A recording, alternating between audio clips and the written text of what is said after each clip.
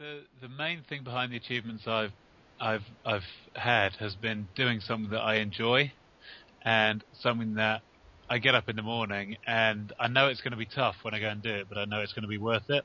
You know, by the end of it, I will feel good for the effort that I've put in. So I do enjoy all of the training that I put myself through, and I use the words put myself through carefully, because I know that I don't have to do this, but I'm choosing to do it. And I think by saying I'm aware enough to know that this is a choice, no one's making me do it except me.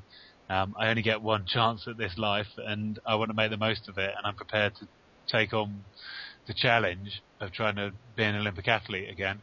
And so I get up each day and I think, right, to be an Olympic athlete, I go off and I know I need to go and do some things that are going to be painful and difficult, but I'm prepared to do it because I know I feel good at the end of it by doing it.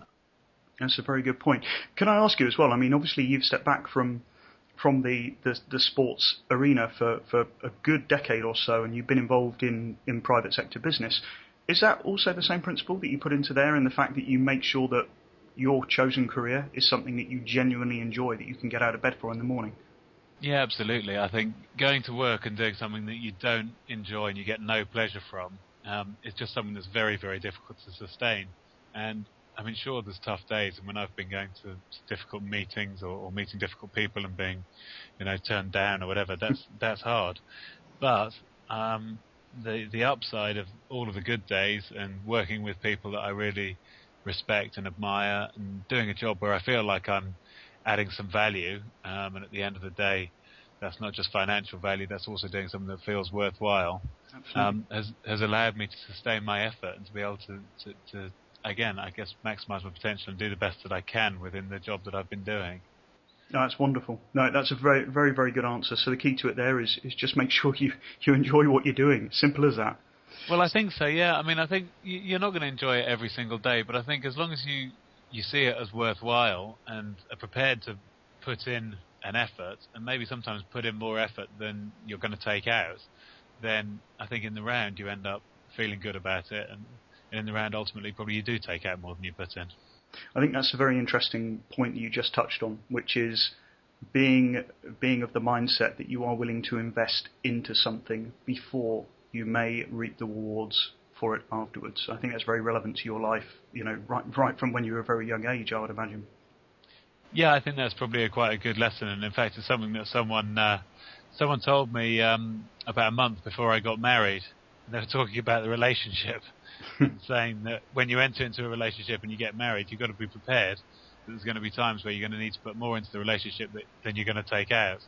But if both of you are prepared to sign up to that, then hopefully both of you are onto a good thing, and again, you have sustainability in the relationship. So yeah, that's something that I think it stands true to the relationships, the job that I do, and now ultimately to the sport that I'm finding myself doing. And the other question I would love to know is who or what has been either the greatest influence or greatest inspiration in your life that you would say has helped you maximise your potential right the way through it, and why is that? Yeah, there's a few people who've inspired me along the way, if I'm honest. Probably the main one might be my older brother, Johnny, who I rode with obviously at my first and second Olympic Games. We were together. And also a history teacher from my school, a man called Martin Cross, who was also a rower himself and rode with the young Steve Redgrave when he won his first gold medal. He was rowing with my history teacher. I think what was special about both Martin and my brother Johnny was that they got an awful lot out of themselves that other people might not think was there. So you would look at them and you wouldn't say, there's a guy who looks like Steve Redgrave, who looks like an Olympic champion in the making. In fact, actually, there's a guy who might not look exactly to that model, but who was able to work hard at it, to push themselves, and effectively, I think, over-deliver on what you might have first expected.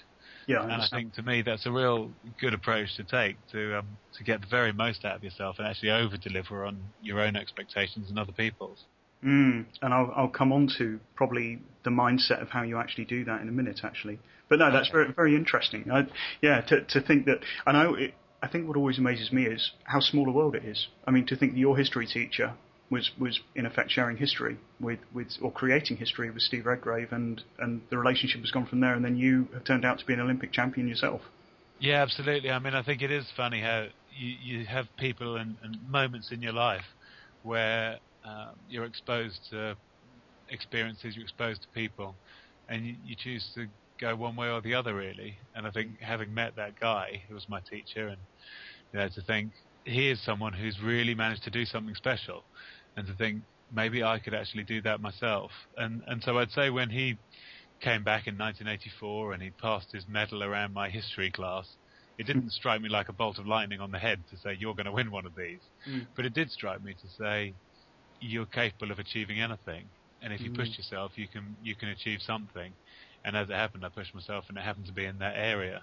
But I think that guy had a big impact on an awful lot of people at that time, who all came into contact with him, and I think realised that it's ordinary people who achieve these extraordinary things. It's just the fact that they have a good mindset and a good approach, and they work at it and manage to then achieve that.